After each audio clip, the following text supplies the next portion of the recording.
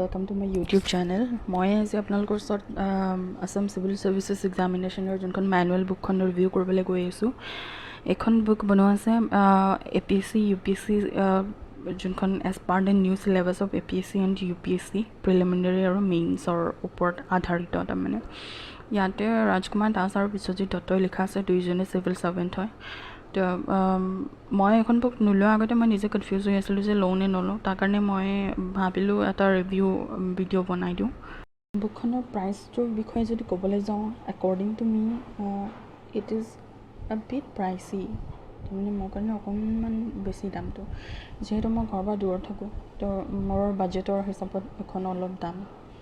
তো কণ্টেণ্টবোৰ অকণমান চাওক আপোনালোকে। ইয়াতে কণ্টেণ্টবোৰ ট'টেলি বহুত ধুনীয়াকৈ ডিভাইড কৰা আছে, যে GS পেপাৰ 1 তাতে history and art and culture তেনেকুৱাকৈ আছে।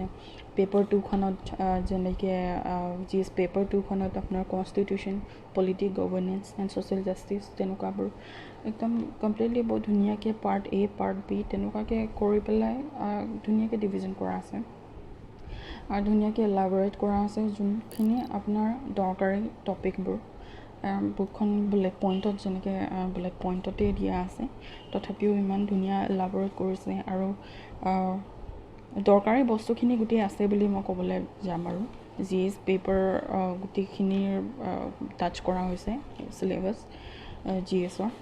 তো এখন আপোনালোকে ল'ব পাৰে যদি কোনোবাই আগৰ পৰাই এই এডভান্স বুকছবোৰ পঢ়ি আছে, তেতিয়াহ'লে এখন নল'লেও হ'ব। কিন্তু যদি কোনোবাই যদি সেইবোৰ পঢ়াৰ পাছতো এডভান্স বুকছ পঢ়ি থকাৰ পাছতো ল'ব পাৰে, আপুনি যদি এফৰ্ড কৰিব পাৰে তেতিয়াহ'লে ল'ব পাৰে। মই আগৰ পৰা এডভান্স বুকছ মই পঢ়ি আছিলোঁ নিজেই, কিন্তু তথাপিও মই লৈ ল'লোঁ বিকজ মই চাবলৈ বিচাৰিছিলোঁ। মোৰ আৰু কেইখনমান ছাবজেক্টৰ কিতাপ মই কমপ্লিটলি কিনা নাছিলোঁ, দুই এটা ছাবজেক্টৰ।